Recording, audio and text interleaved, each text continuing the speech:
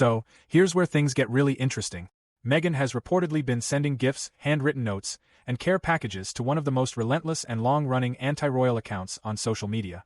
Yet for quite some time, she has insisted to anyone who asked that she never reads social media and supposedly has no clue what people are saying about her online.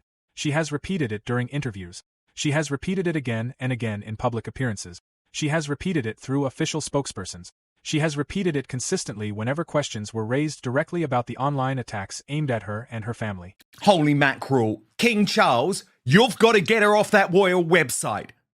And I'm not even joking now, because Meghan Markle has now formally endorsed one of the biggest online trolls of Catherine, the Princess of Wales. Well, according to the claims being discussed, those two things simply cannot both be true. The gift and the handwritten note are what everyone keeps pointing to. Tonight, we're breaking down what the JTB story allegedly reveals, who this account really is, and what has actually been said about Catherine. We're also looking at what 3 separate documented incidents supposedly say about the Sussex connection to the online accounts doing the most aggressive work in their favor, along with the growing pattern of Harry's solo appearances that has been building throughout recent days and the very same week.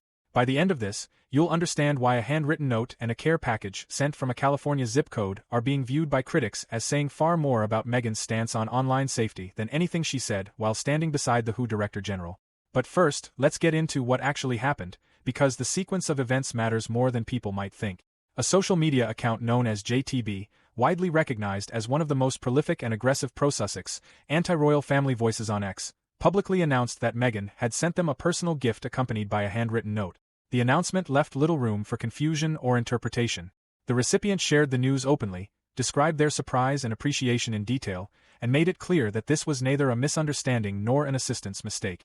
According to the Post, the Duchess of Sussex had identified this particular account, obtained the necessary contact information, assembled a care package, personally handwritten a note, and arranged for everything to be sent. Just think about what that sequence actually involved.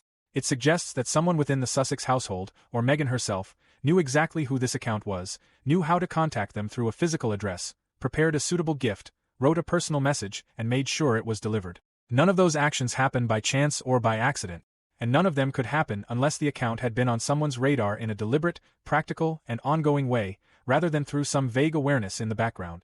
Markle knows exactly what this man is all about. So we now have a ludicrous situation. Look, she's even using the royal cipher. We have a ludicrous situation where a former member of the royal family who claims to be all about online welfare is now backing one of the biggest internet trolls of Catherine, the Princess of Wales. This is unsustainable. All of this allegedly unfolded while Meghan's long-standing and repeatedly stated public position remained the same, that she does not read social media and is unaware of the conversations taking place about her online. The Daily Mail, which reported on the developing story, pointed out that within the last 6 months, JTB had shared content criticizing the Princess of Wales while also spending more than $200 on his popular product. Whether those purchases were what first brought JTB to Meghan's attention, or whether the connection goes much further back than a recent order, is something public statements from Meghan's team have yet to explain. What appears undisputed, however, is that the connection itself is being described as real, intentional, and now part of the public record thanks to the recipient's own announcement. And what has been documented is what JTB actually posted. That part matters because simply calling the account negative or hostile does not fully capture the tone of the content.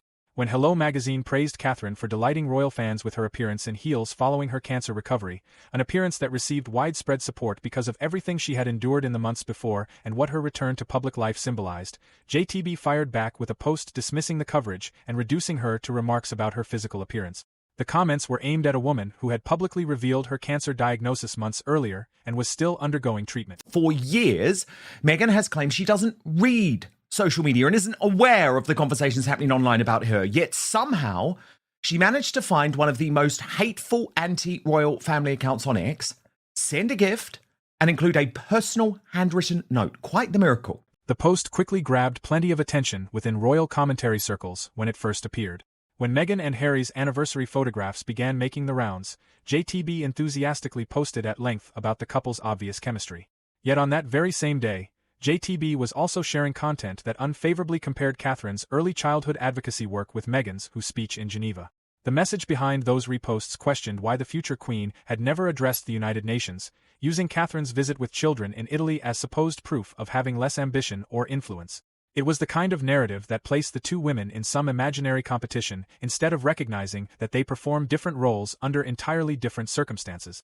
And time after time, the angle seemed aimed at portraying Catherine as somehow falling short compared with Meghan.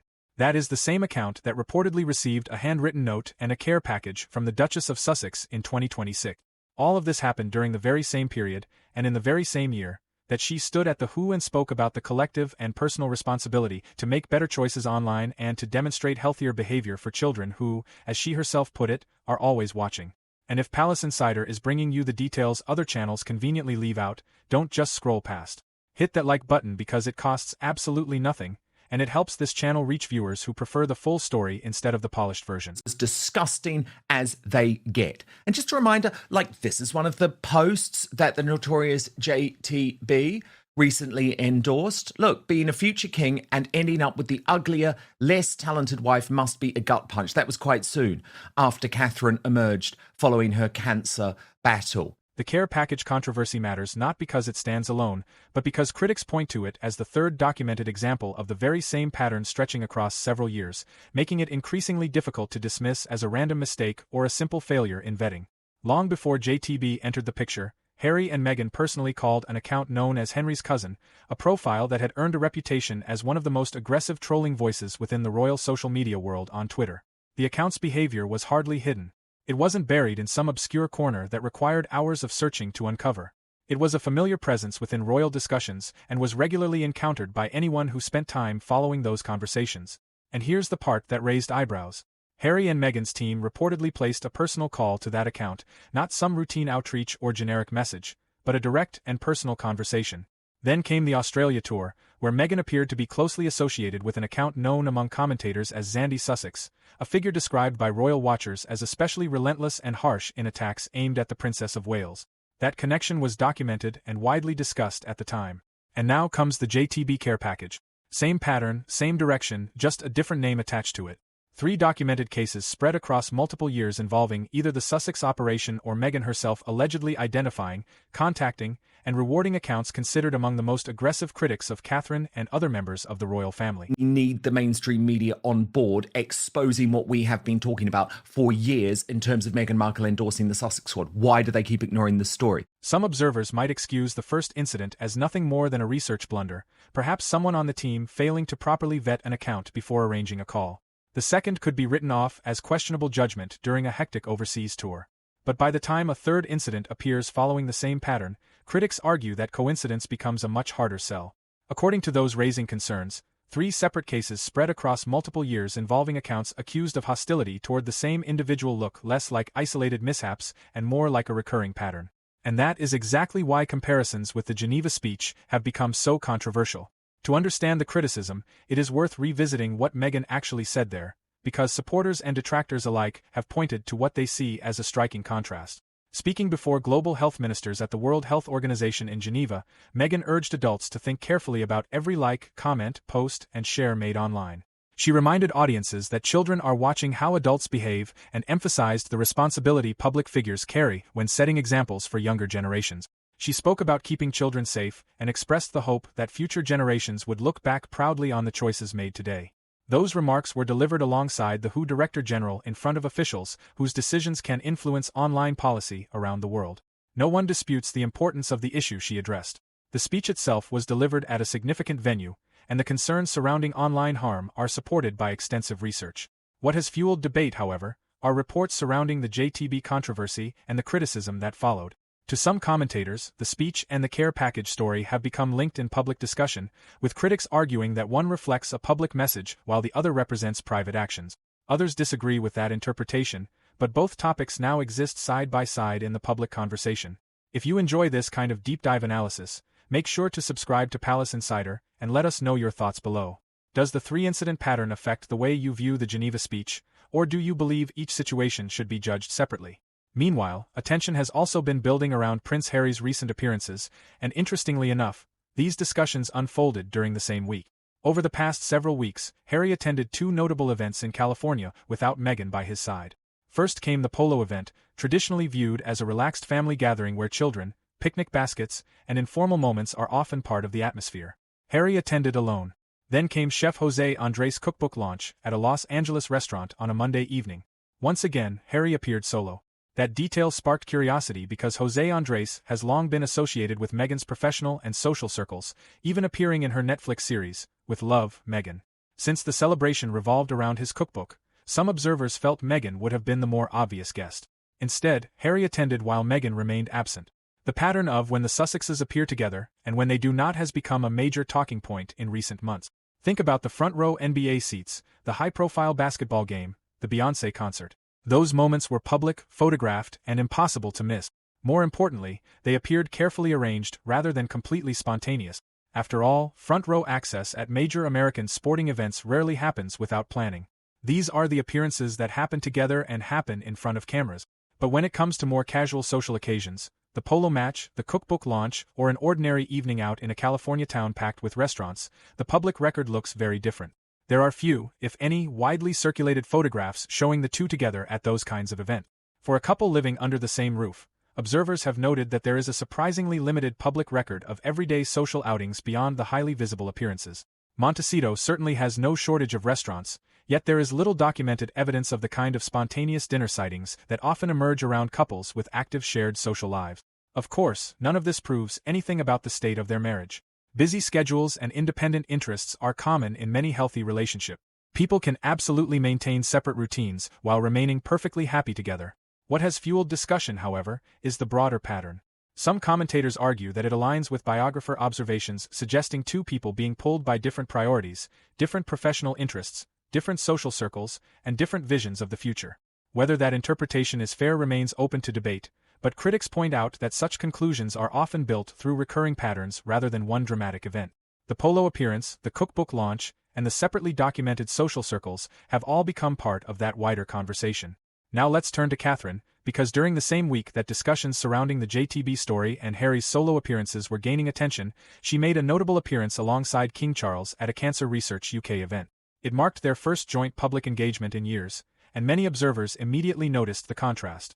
The occasion was the 125th anniversary reception for Cancer Research UK. Catherine wore a red redarte dress decorated with small hearts, a choice widely interpreted as emotionally meaningful given her recent cancer diagnosis and treatment.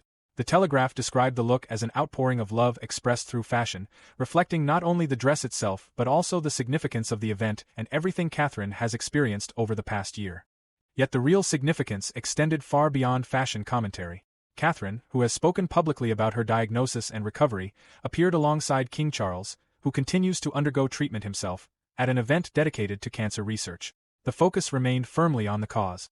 There were no major pre-event statements, no elaborate messaging campaigns, only participation in an event connected to an issue that has directly affected both of them. For many observers, that alone made the appearance stand out. As a result, some commentators drew comparisons between Catherine's appearance and the ongoing JTB discussion. The contrast, they argued, emerged naturally because both stories unfolded within the same news cycle. To them, the broader question was not simply about one account or one gift. It was about how public figures use their influence and whether public messaging aligns with private actions. That debate continues to fuel conversation around the JTB story because it touches on a larger issue than any single headline.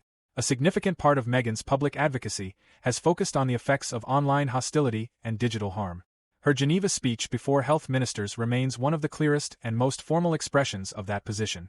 It was not an offhand interview comment or a magazine profile quote. It was a prepared speech delivered before an institutional audience with influence over global policy discussions. For critics and supporters alike, the question raised by the JTB controversy is not whether she understands the realities of harmful online behavior. Rather, it is how different people interpret the relationship between her public statements and the controversies that continue to surround them. According to critics, the three separate episodes involving the Henry's cousin phone call, the reported Zandy-Sussex connection, and now the JTB care package point to a level of awareness that goes far beyond simple coincidence.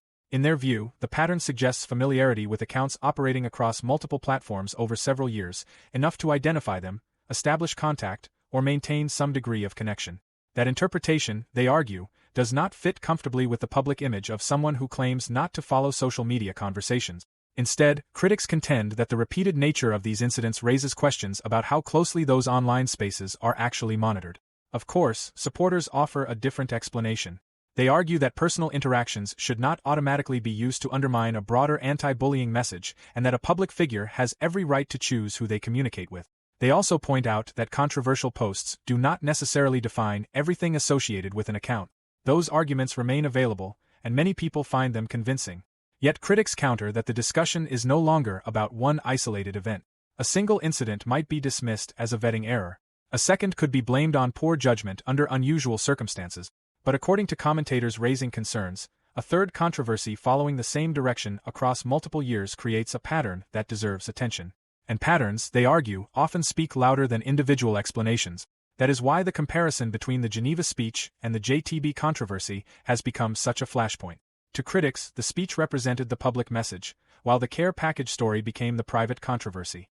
They argue that when public messaging and reported private actions appear to move in different directions, people naturally begin asking difficult questions.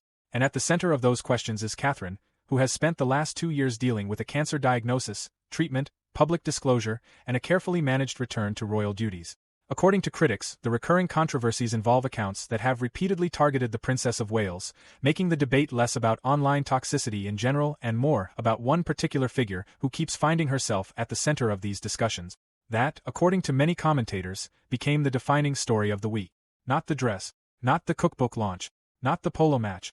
Instead, attention focused on the controversy surrounding the handwritten note reportedly sent to someone who had previously referred to the Princess of Wales in insulting terms following her cancer recovery. For those following every twist and turn, that became the headline people remembered most. For many royal watchers, that is the story that defined the week. But before wrapping things up, there is a larger point that critics say connects the JTB controversy to the broader narrative surrounding the Sussexes since stepping away from royal duties.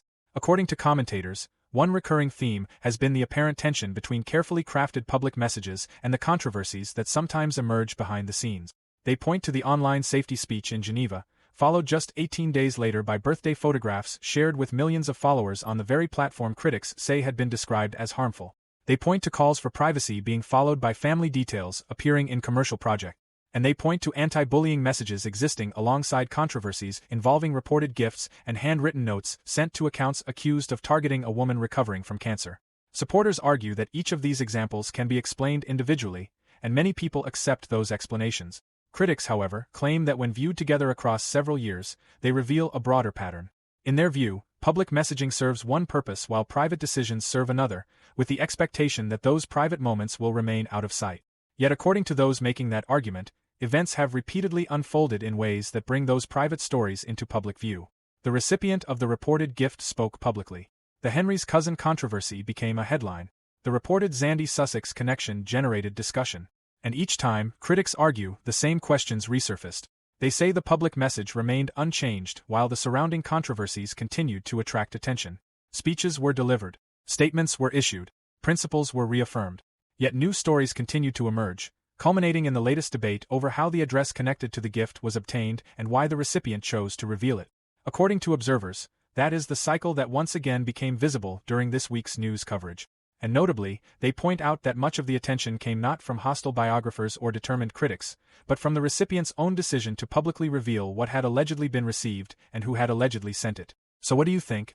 Was the JTB controversy simply an unfortunate coincidence that happened to become the third headline of its kind? Was it something more deliberate? Or does the truth lie somewhere in between? And after everything that unfolded, has the three-incident pattern changed the way you view the Geneva speech, or do you still see each controversy as entirely separate? Share your thoughts down below because this conversation is far from over. And if you enjoy deep dives into the stories everyone is talking about, make sure to subscribe to Palace Insider and hit that like button. Your support helps keep these discussions going. Until next time, we'll be watching the headlines so you don't have to.